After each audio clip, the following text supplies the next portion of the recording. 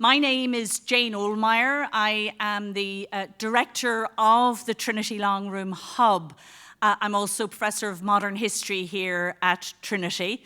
And it is my privilege to welcome you all here this evening and to just what a crowd. It's just fabulous to see so many people for this, our second annual Burke lecture. It is run by the Trinity Long Room Hub, which is our Institute for Advanced Studies in the Arts and Humanities. We work with our 9 partner academic schools and the library, really to promote disciplinary and interdisciplinary research, but also to showcase the humanities and to show Ireland and the world why the humanities matter and how we can work to, if you want, make Ireland a better place. So you're extremely welcome. Without further ado, I'm going to hand over to the Provost, who will say a few words and then introduce our speaker this evening, Professor Foster. Good evening and welcome everybody to the Edmund Burke Lecture Theatre for the annual Edmund Burke Lecture.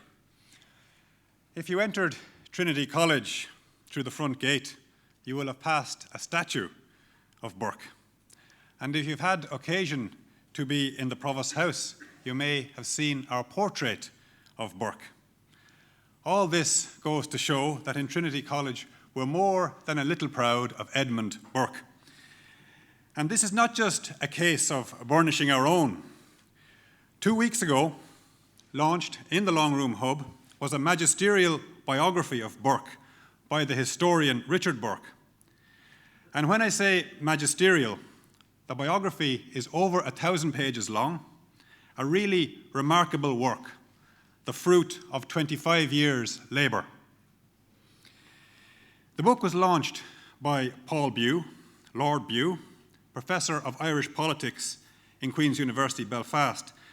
And he said that when it comes to picking the most influential Irish person ever, there's no competition. It has to be Edmund Burke. He also said that he's constantly annoyed by these polls for the greatest Irish person ever, because Burke appears on none of them, which is very disappointing, but not for Trinity's lack of effort in remembering Burke. Burke's influence is indeed enormous around the world. And if I hadn't already known this, then it would have become even more evident to me as Provost. In Vermont, for example, I was there last year to open a conference on access in higher education. And David Brooks, the columnist with the New York Times, he was opening the conference and he launched into a eulogy of Burke. And the tenor of his argument was, as I recall it, that improving access to education is all part of the legacy of the great Edmund Burke. And I was delighted by this, but not surprised. In the previous year, I'd been in an airport bookshop in New York, and I saw a book, picked it up, a book called The Reactionary Mind, Conservatism from Edmund Burke to Sarah Palin. Now, obviously Burke would have been turning on his pedestal in front gate, because anyone less like Miss Palin, it's hard to imagine. But the title certainly gets across the centrality of Burke to political thought. One of the reasons the title is so funny, I think, is that you can't pigeonhole Burke. He's far too precise and individual a thinker. We might as well flip that title and render it The Radical Mind, Social Justice from Edmund Burke to Noam Chomsky, and it would still bear up. And certainly Burke is someone that all political parties want to claim. And the reason for that is his continuing relevance. And that's why we've named this annual lecture for him. Burke sought to underpin the moral order, the social order, with moral codes which would constrain the use of power and inform our behaviour as responsible citizens. This is as important today as it was in Burke's time. With this annual lecture, we enshrine the Burkean spirit in public discourse as we ask what society we want to live in and what traditions and values we want to draw on in shaping our future. The Burke Lecture is managed by the Long Room Hub, Trinity's Arts and Humanities Research Institute. We're not in the Long Room Hub tonight simply because the demand for this lecture was too high. All seats were claimed before even it was posted online, so we needed this larger venue. But this lecture is in the spirit of the Long Room Hub, which, among other goals, aims to bring experts from the arts and humanities to debate issues of social, political, and cultural importance before public audiences. This lecture also honours another Trinity graduate of distinction. The family of the late Padraic Fallon have endowed this lecture. Padraic Fallon graduated from Trinity in 1969 and went on to a distinguished career as a financial journalist. In the obituary following his untimely death in 2012, the Telegraph wrote, and I quote, that he transformed the magazine Euromoney into the most authoritative and lively voice on international banking and finance, and into the centre of a publishing empire. The obituary goes on to characterise Padraic Fallon's key insight as the understanding that financial markets are driven not by impersonal economic forces, but by personalities. And that's certainly a Burkean insight. We're delighted that Gillian Fallon is here with us tonight, and we thank all the Fallons for being here. It's great to see so many, and it was great to have talked to you earlier. Tonight is only the second Edmund Burke lecture. The inaugural lecture was delivered last year in the presence of our President, Michael D. Higgins, by the philosopher Baroness Honora O'Neill on the question, what would Edmund Burke think of human rights? Tonight's speaker needs no introduction. He's the reason why the seats were snapped up so immediately. Roy Foster is a preeminent historian of Irish history. He is a graduate of this university, the biographer of Charles Stewart Parnell and of W.B. Yeats, and the author of one of the most comprehensive and provocative of all histories of modern Ireland. He holds the Carroll Chair of Irish History in Oxford and is visiting Parnell Fellow in Magdalene College, Cambridge. His most recent book is the acclaimed Vivid Faces, The Irish Revolutionary Generation, 1890 to 1923. And he will be drawing on research and insights from that book for tonight's lecture. The remit of the Edmund Burke Lecture is that it should be delivered by a leading public intellectual on a topic that engages with current challenges. Tonight, Professor Foster will be looking at the most pressing and timely challenge, the commemoration of the revolutionary decade 1912 to 1922. Commemoration of this decade began 3 years ago with focus on the Third Home Rule Bill and the start of the First World War. As we approach 2016, the War of Independence and the Civil War commemorations become ever more controversial and challenging. As a country, we cannot shirk the responsibility to examine our past, particularly the founding of the state. In Trinity, we have planned in-depth programs of events, lectures, symposiums, books and exhibitions on issues relating to the decade. This lecture tonight is part of that commitment. The issues raised by this decade are complex. The events are at once inspirational and divisive. What do we feel about them?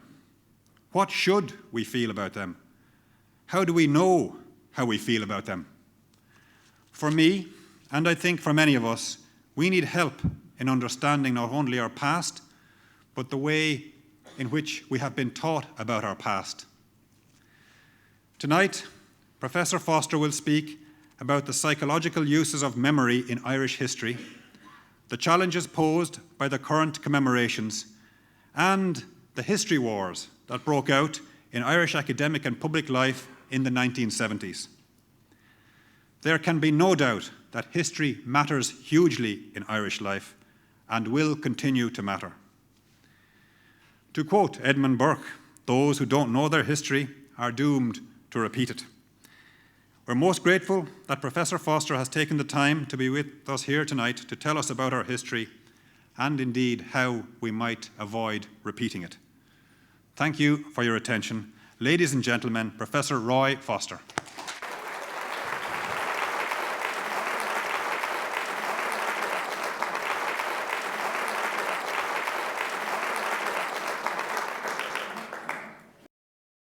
Thank you, Provost. It's a great honour to give the Edmund Burke Lecture here in my old university, and I'm particularly glad to be giving it under the auspices of the Hub building, which I look on with particular fondness, because I was, in a sense, as Professor Ohlmeyer said earlier this evening, in on it from the beginning. And it's been wonderful to see an idea turn into an inspirational, concrete reality, to see it hitting its stride under Jürgen Barkhoff and now clearly about to go from strength to strength under Jane. I'm very grateful to them and to the Fallon family for the invitation. My title, in fact, comes from Burke himself. A reflection of his when he said, "We wished at the period of the Revolution, and do now wish, to derive all we possess as an inheritance from our forefathers." Burke, of course, was speaking of the Glorious Revolution, so-called, of 1688, which established Whig political culture. And he was about to move on to discuss the recent French Revolution, very famously. But it seems to me that that phrase, an inheritance from our forefathers, has an immediate relevance to how we look at the weight of history in Ireland, especially in relation to our own revolution and how we conceive of it. The state that emerged from the events of Easter 1916 and its aftermath, the Irish Revolution, as it's now generally called, is indeed seen as an inheritance from our forefathers. And the concept carries with it all the usual baggage of inheritances: contested entitlement, arguments about legitimate descent, rows about property and the intentions of the dead, senses of exclusion, resentment of one's siblings, and all the simmering self-righteousness of family quarrels. Coleridge remarked that Burke's greatness lay in his ability to read history philosophically. But in Ireland, I think we often read it emotionally more than philosophically. And this is bound up with how we remember things. Memory is, of course, the theme of many historians nowadays, following a fashion set, like all the best fashions in France. It sometimes seems that even in academe, we invoke memory more than we invoke history. And many commentators seem to find this more relevant and more rewarding than a hopeless Rankian quest for what actually happened. As Pierre Nora, the doyen of memory studies, put it, memory is life born by living societies founded in its name. It remains in permanent evolution, open to the dialectic of remembering and forgetting. History, on the other hand, is the reconstruction, always problematic and incomplete, of what is no longer. So there's been a tendency over the last decades, so to speak, to choose life. It's easier, it's more involving, it's more touchy-feely than mining for hard reconstructive quasi-facts. And memory itself is a protean concept. It's been subdivided into social memory, cultural memory, reconciliatory memory, and healing memory. The latter variety is very often bound up with bringing together fractured societies by arriving at a truth which will salve all wounds and most consciences. This may mean subdividing truth itself into different kinds, which I think is a pretty slippery slope. So I'll try and stick with memory and its different varieties. Less common subdivisions of memory might be mutually exclusive memory, amnesiac memory, or combative memory. And I think these could be very readily applicable to Irish history, my theme tonight. And these kinds of memory might better reflect the history and the reality of a country where, as W.B. Yeats put it, no people hate as we do, in whom the past is always alive. Yeats, at least when young, when he looked like this, and fiercely engaged in politics, was rather proud of the Irish propensity for hatred. Later he repudiated it, telling a friend, "Nothing truly great can come out of hatred and violence," though in his poetry, at least, he wasn't entirely consistent about this either. Hatred isn't normally a part of the kind of historical memory which is most canvassed, but it is part of the motor that drives revolutions. And it plays its part in the radicalization process that energizes a revolutionary generation. Some recent work on the Irish Revolution of 1912 to 22 has reintroduced the controversial concept of hatred, both sectarian and political, and the way that it affected relations between communities in rural Ireland, as well as between Irish Republicans and the forces of the British Crown. Even though that rather simpler and more straightforward conflict supplied the rationale for activities that may sometimes have been more atavistic than ideological, and linked more closely to ancient quarrels over land and religion than a righteous war of liberation against a foreign oppressor. I leave that particular controversy there, but it supplies one example of the sensitivities involved in remembering what might have happened a century ago. And with the centenary of the Irish Revolution upon us, an entire decade of centenaries indeed, as the Provost pointed out, we're much concerned with memory, even for the purposes of practical and popular entertainment, even when it's recreated as a kind of costume drama pastiche. But there are more searching themes and idioms to be explored too, raising parallels and paradoxes, both past and present. Because the Irish pre-revolution, it's an awkward phrase, but the period before 1916, was characterized by a surge of dissatisfaction with what was being offered by established parties.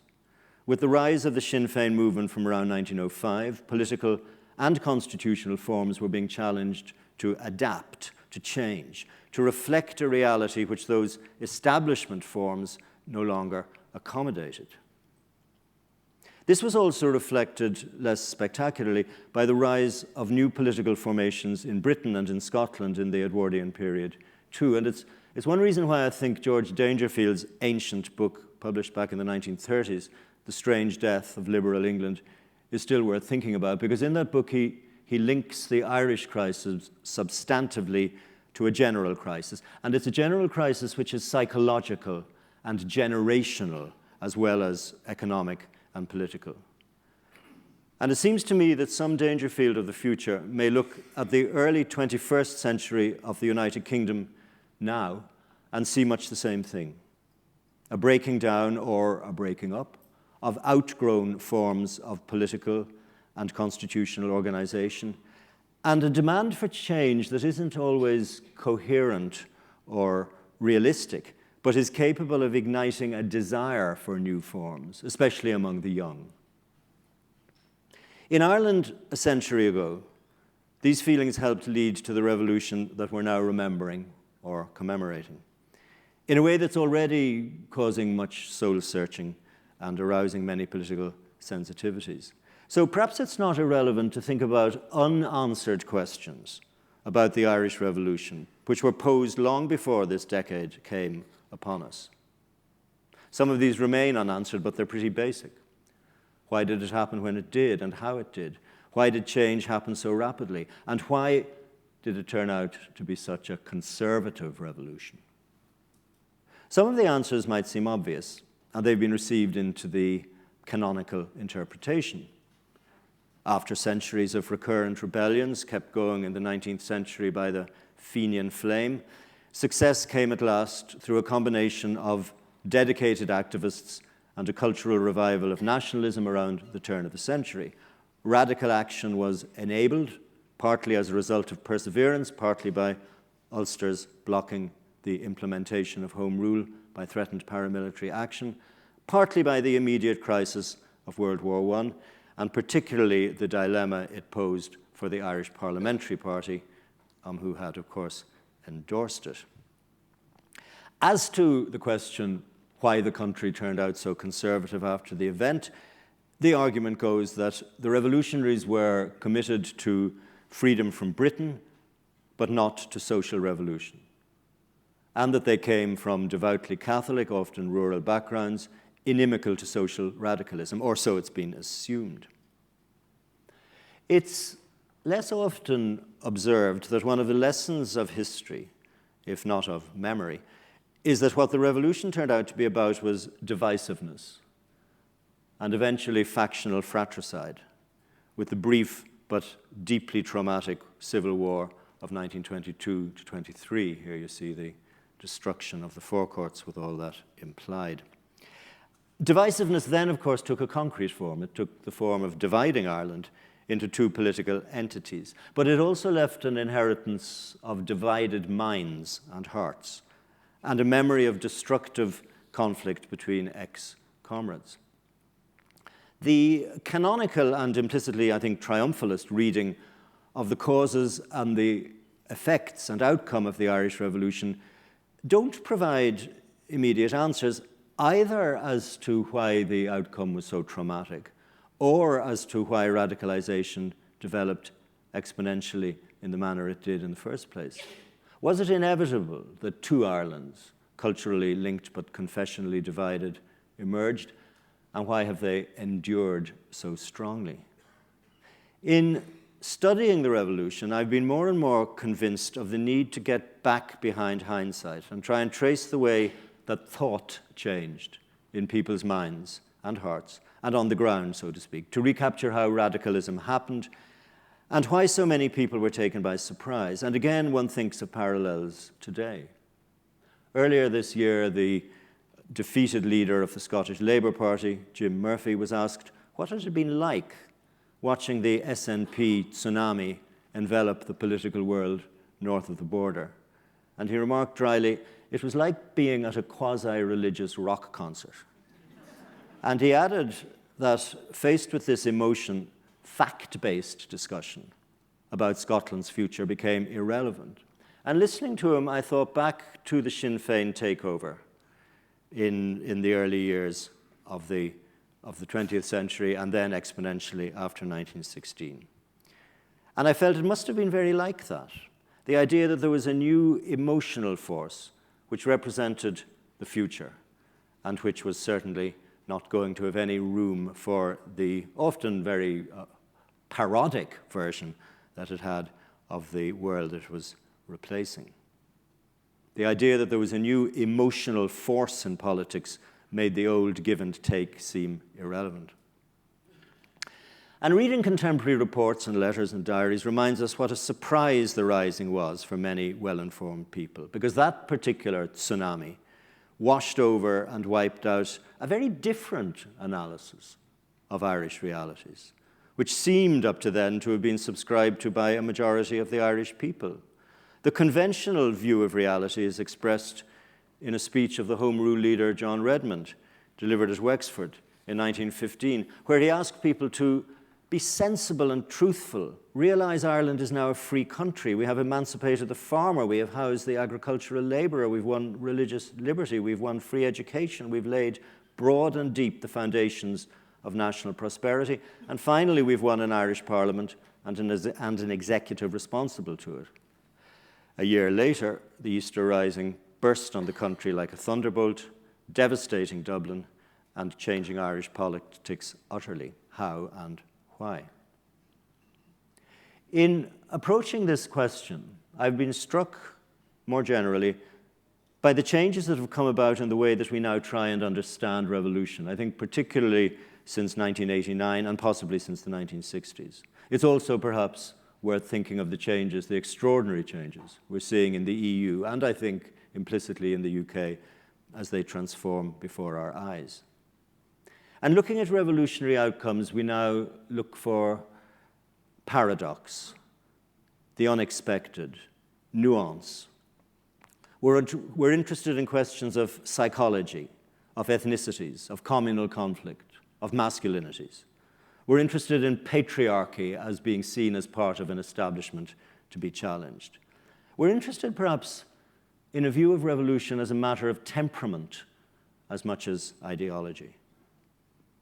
And associated with this, there's an analytical idea which seemed to me to make more and more sense as I looked at the individual lives of those who made the revolution. And this is the idea of generations. That is, of when a group of people see themselves as a specific generation defined against the beliefs of their parents and prepared to take a radical stance to put these ideas into action, even though they are themselves often from middle-class families with a stake in the system. The whole idea of generations as a way of understanding historical change was pioneered in the years after World War I by historically minded sociologists in Spain, Germany, elsewhere, later returned to in some brilliant work on the generation of 1914. Italian historians have been employing it for the study of Irish nationalism in the 19th century, and inevitably it's used in the analysis of the 1960s. And I think it's helpful to put Irish experience into this wider framework. When I was getting into the world of pre-1916 radicalism, I was reminded of young people in 1780s Paris, or the revolutionaries, the student revolutionaries of St. Petersburg in 1905, or the 1960s generation in the USA and France.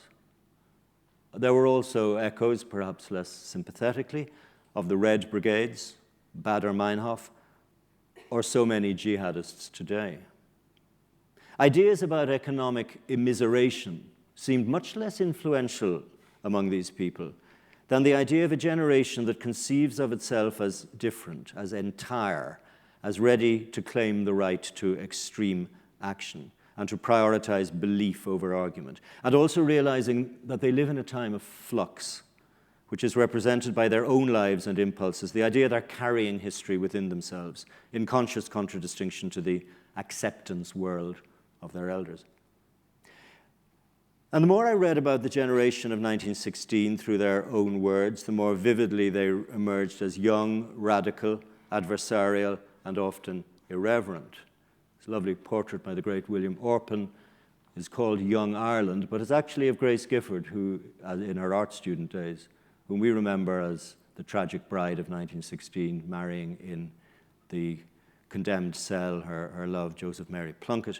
And she later becomes an important radical cartoonist and journalist, but this is her in her youth.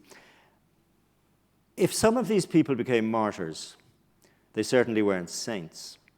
And the picture that emerged, I don't want to go on for much longer about my own work, but the picture that emerges at the end of my book, I think, is of another Irish revolution happening alongside the strictly nationalist one, and which in the end implicitly contradicts that revolution or conflicts with it, and is in a sense diluted or even overwhelmed by the return of faith and fatherland values.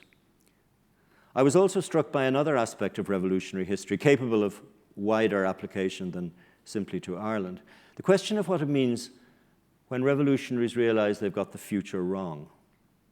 In other words, that they've acted in anticipation of a future that turns out to be very different from the one they've envisaged, suffered for, and in the name of which they've inflicted suffering. Will a period of reaction, conservatism, and disillusionment inevitably follow? Tracing this in my own work has involved diaries, letters, even unpublished autobiographies, and of course contemporary journalism, and the great treasure trove of the witness statements of the Bureau of Military History. Though these are retrospective, they're immensely valuable. And this profiles the kind of young people who made the pre-revolution, bonding together through radical politics, student societies, agitprop theatre, educational innovation, journalistic co-ops, Irish language enterprises, and also through psychological affinities, homosocial bonding, sibling relationships, and love affairs, all sustained in the hope of a different future. Different both from the present structures of British government in Ireland, but also from what they saw as the collaborationist and materialist and unidealistic world of Irish autonomy offered by the Home Rulers, and differing also from their parents' world. Some of them, Grace Gifford and her sisters, the Plunkett children, Alice Milligan, the Bartons, Muriel Murphy, Mabel McConnell, were waging a war against their parents, as well as against the British state. And the picture on the cover of my book of Muriel McSweeney, who has torn off her hat to show her shingled hair at a funeral in 1920, I think is somehow emblematic. And over again, reading their contemporary reflections, I came across this note, as in the unpublished diary of a young Corkman in 1905, where he wonders whether the change that he senses around him is also a change within myself. I presume both are working. I am changing, and things about me change. Or the testimony of the same Muriel McSweeney to an American commission in 1920, where she declares that she is not like her parents. It is dying out now. I am only characteristic of a great many who were brought up, shut up at home, the sense of restriction. Similarly, Geraldine Plunkett, another young woman from a background that was privileged, rich, upper class, and Catholic, a combination that was more normal than is often allowed, recalled how her experiences in medical school in 1910 led me away from the shabby, genteel, professional people that I despised and into the circles of young men and women up from the country. Their manners and accents were strange, but they were alive. They were the coming generation, that word again. So the world of radical Edwardian Ireland and the slate of causes and interests that bound these people together didn't just reflect nationalism. It included suffragism, vegetarianism, secularism, anti-vivisectionism, and much else. The enemy was often religious patriarchalism as much as British government. And in this, they remind me very much of the dissentient groups of the 1960s and 70s, now becoming objects of historical research themselves. And they also suggest the atmosphere of revived nationalism in Scotland today, right down to a strong dash of fantasy economics.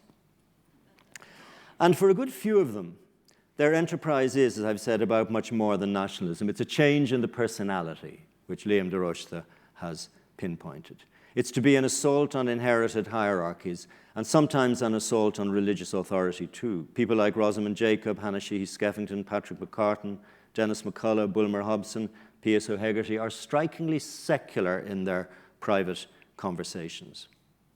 Of course, there's the Fenian tradition of keeping the priest out of politics, but in the case of people like McCartan and O'Hegarty, it's something more, too. It's a sense of modernity, a critique of the church's pretensions in all spheres of life, as O'Hegarty is always trying to explain to his devout friend, Terence McSweeney, in a fascinating correspondence. This is McSweeney with his bicycle, that vital revolutionary emblem of the time. But McSweeney's wife, Muriel, whom we've seen before, but I can't get enough of Muriel, I'm afraid, from a merchant prince family, educated by posh nuns at St. Leonard's, she becomes a militant atheist and invariably all through her life refers to the Holy Roman Capitalist Church. Muriel, as I say, remains a radical all her life.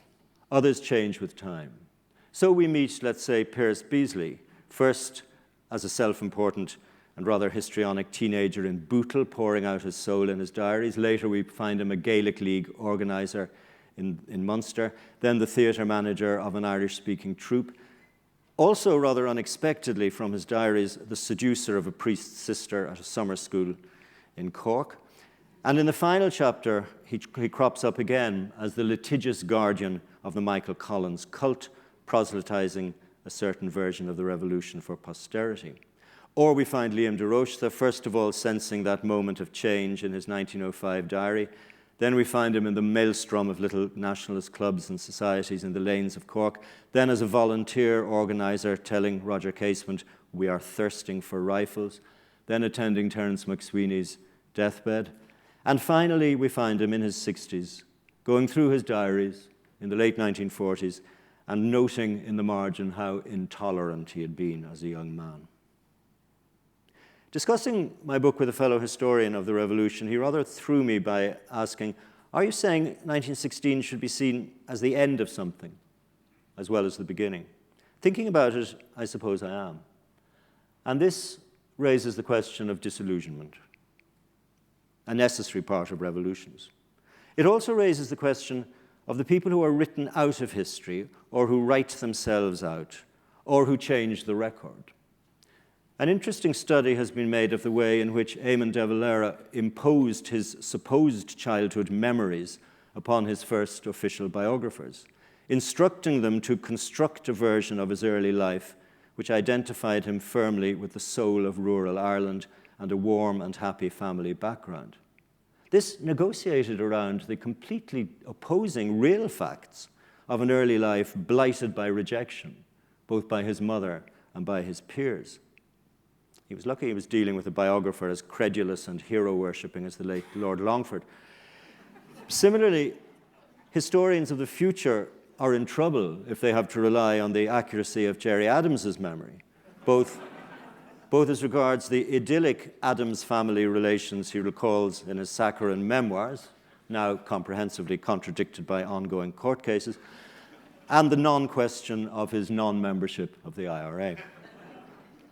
And this raises again the question of how things are remembered and how rhetoric becomes reality. Freedom and slavery are words that become part and parcel of the revolutionary armory. Other catchwords also concealed a complex and contested reality, papering over those views of incremental freedoms which that Redmond speech in 1915 tried to present.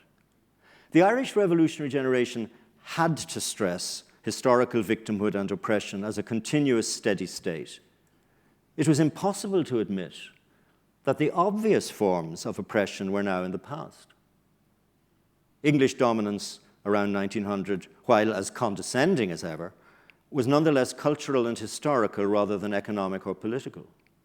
Land ownership and taxation reform, old age pensions, the creation of a solid and conservative rural bourgeoisie, the hegemony of the Irish Parliamentary Party in national and local politics, all this indicated that the real revolution, which had been the agrarian revolution of 1879 to the early 1900s, was over.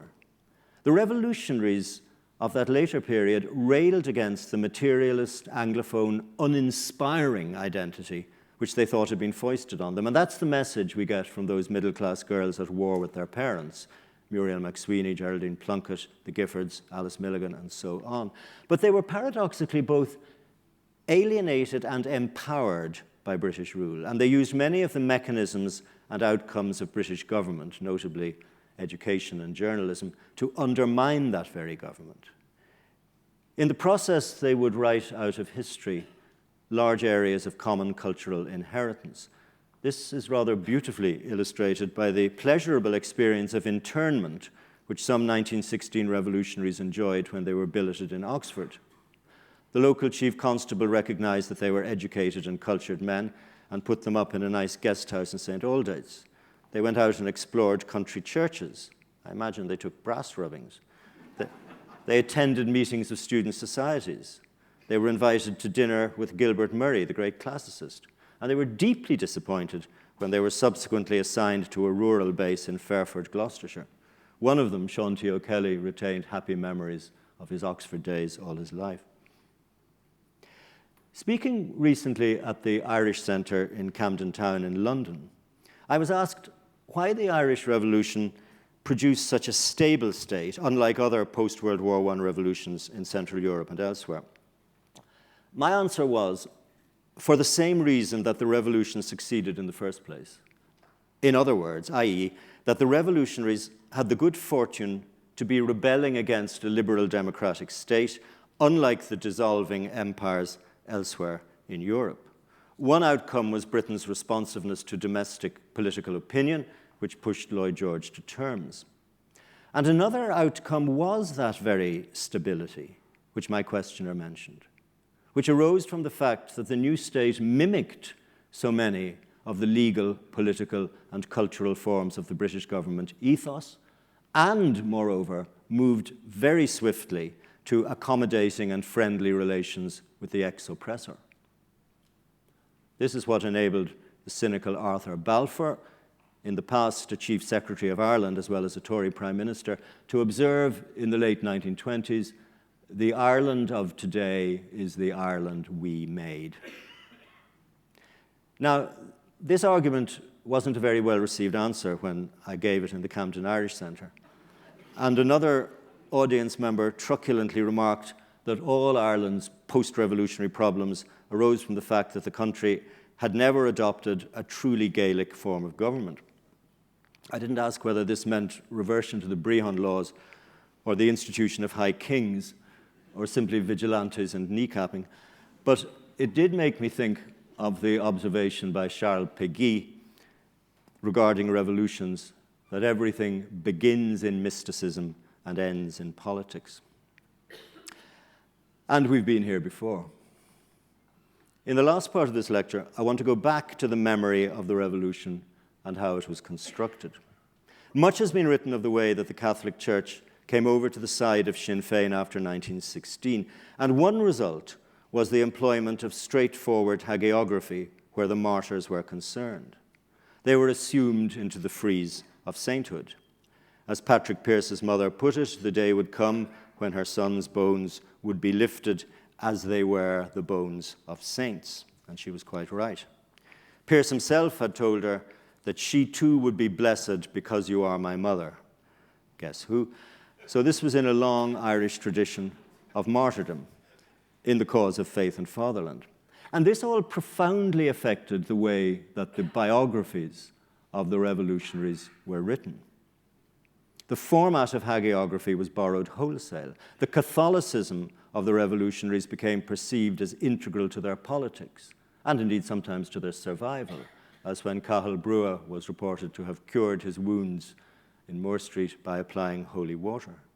Now, this kind of view of the revolutionaries may have been true for some of them, for Pearse, for de Valera, but certainly not for all of them.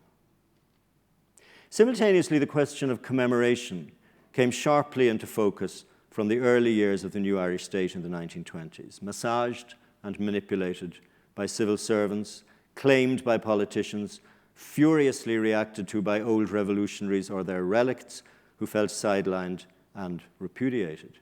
This was the result of a contested history, which I began this lecture talking about, and the unstated but continuing conflicts of the Civil War, raising the central question of what the revolution had been fought for and who had inherited it. Those in power used commemorative activities to stress militarism as conveying the message of independent power. This is 1941, the 25th anniversary, so it's particularly important when Ireland's neutral to do this as well. I'm sorry for the rather pixel newspaper reproduction. But there were less obvious demonstrations at work too. The half-centenary of 1916, celebrated in 1966, was a matter not only of triumphalism, but of diplomatic evasion and frantic behind-the-scenes brinkmanship as to who was in and who was out.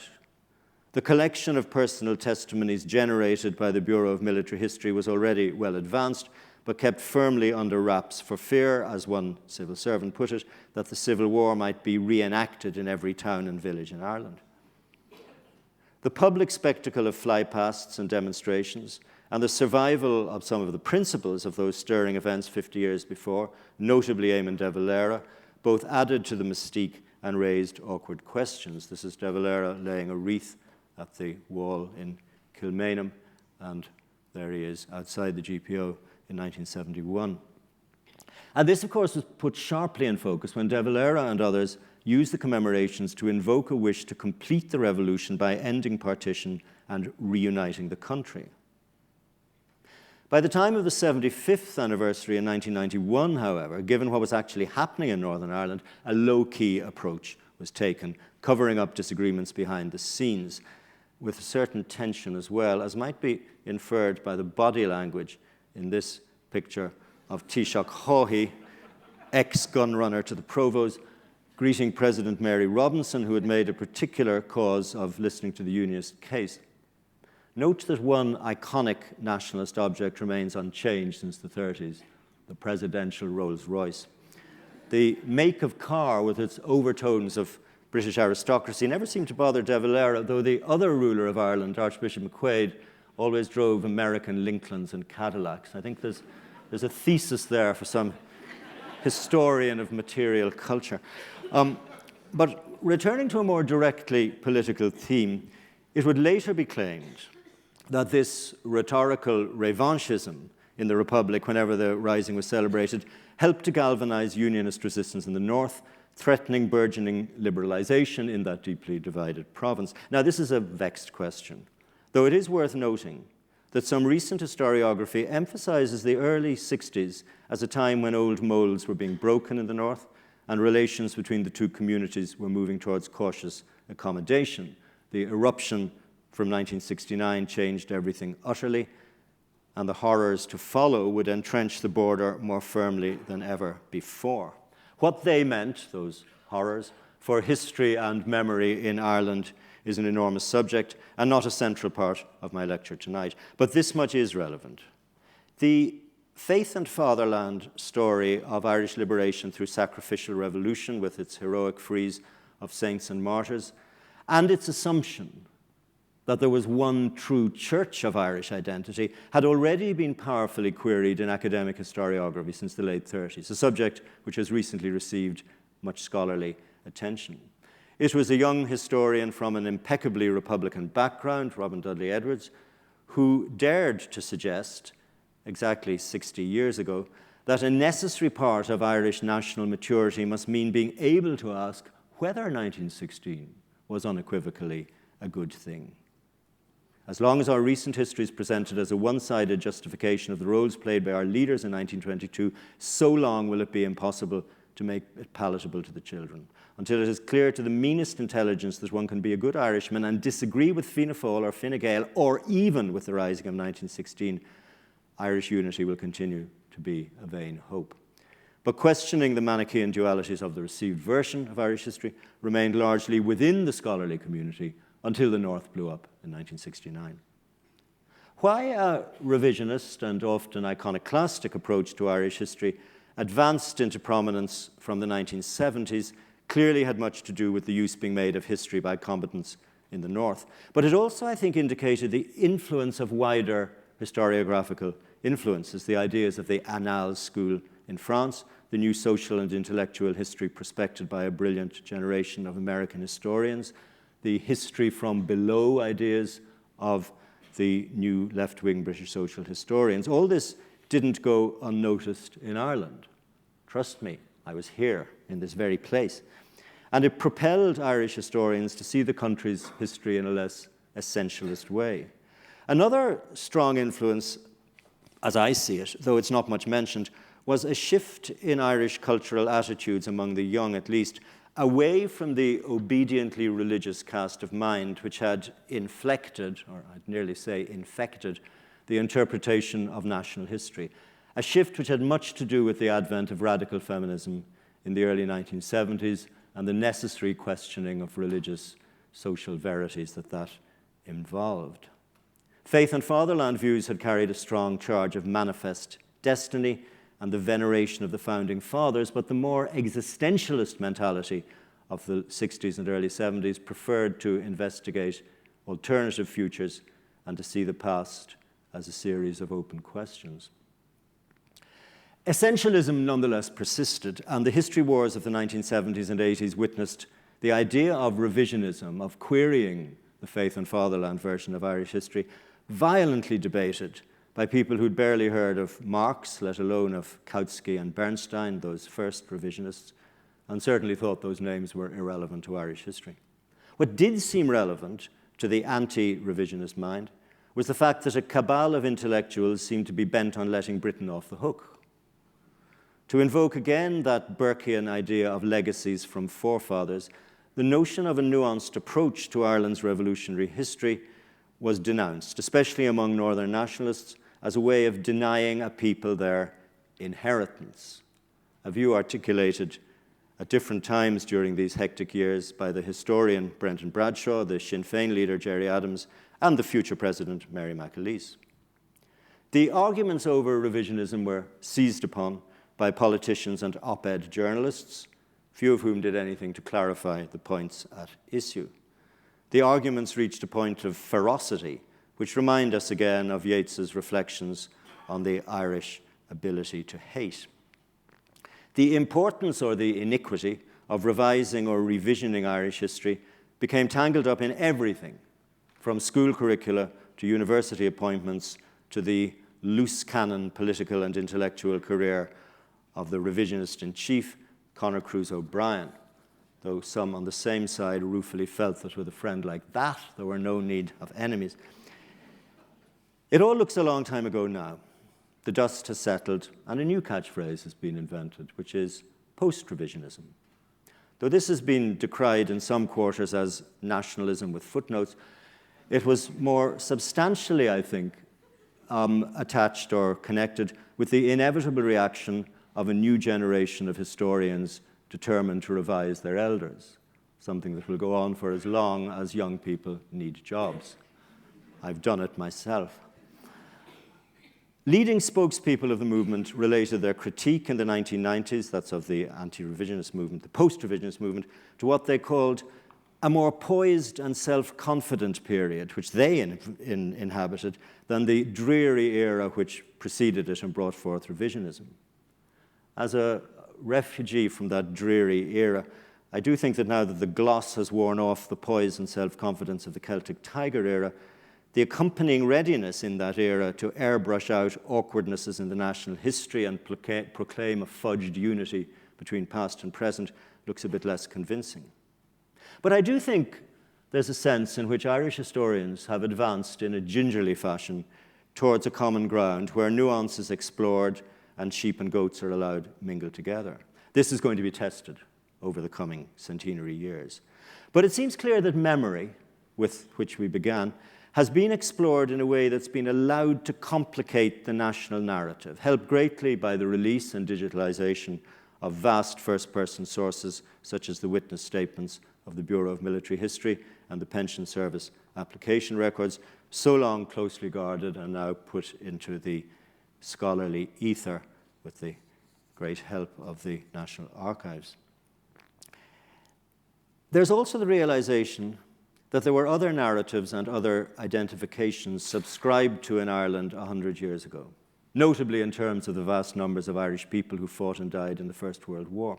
We've also perhaps learned something from other commemorative jamborees in Ireland, such as the 150th anniversary of the onset of the Great Famine in 1995 and the bicentenary of the 1798 Rising in 1998. The memory of the famine allowed for a certain amount of highly questionable statements about trauma, survivor guilt, and collective memory. And it was often stated that that terrible catastrophe had imposed a silence on communal memory. But anyone who grew up in rural Ireland knew that wasn't true, and several folklore scholars crisply pointed out as much. There were also a good few theatrical or reenacted events involving building expensive replicas of famine ships and having performance artists weep in public for hours on end.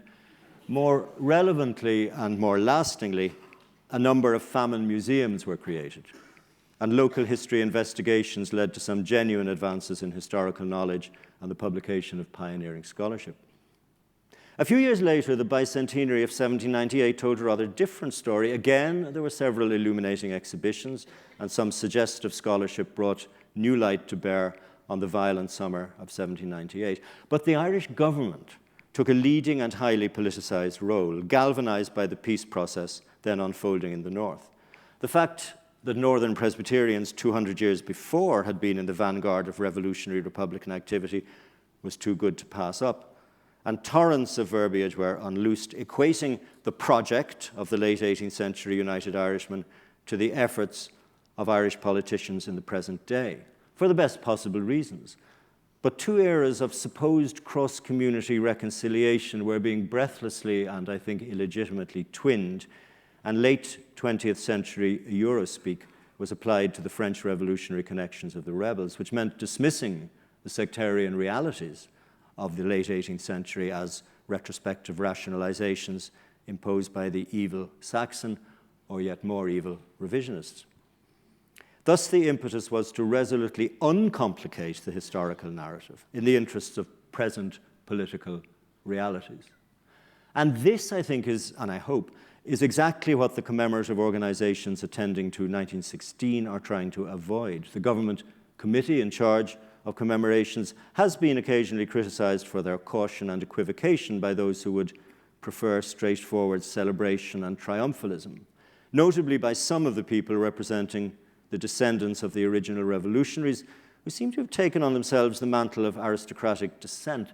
And I'm reminded that long ago in the 1930s, Yeats, who was of course no enemy to the aristocratic principle, remarked that in the future having an ancestor who had been in the post office in 1916 would be as good as an American claiming descent from someone who sailed on the Mayflower. So it has proved.